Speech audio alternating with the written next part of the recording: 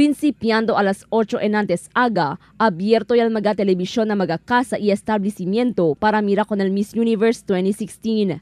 Aquí na un salón local na calle Campaner, mientras atende con su cliente y asegura si Fiona que abierto el televisión y puede eleman monitor con el Miss Universe pageant.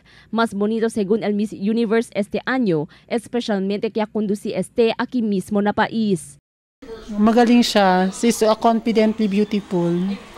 Aquí na un del mga karinderya na San Jose, mientras takometa mira también Miss Universe pageant mga customer.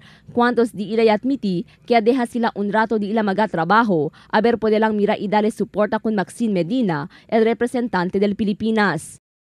Dol, natural lang, simple lang ele. Pwede gat gana. Na cuantos opisina, yaman junto también mga empleyado para mira con el Miss Universe 2016. Si Randy maskin tamira lang na telebisyon, tasinti también según el nervios que tasinti el mga kandidata del Miss Universe.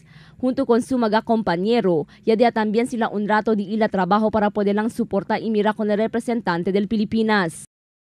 Sí, maskin pero ta-support agad kita del biatong kandidata no del Philippines.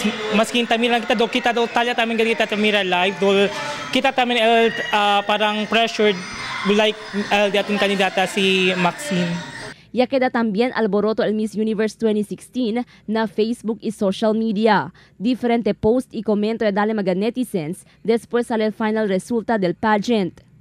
Triste mga netizens después que no hay entra na top 3 si Maxine Medina. Na último, second runner-up si Miss Colombia, first runner-up si Miss Haiti, mientras yaman crown como Miss Universe 2016 si Miss France.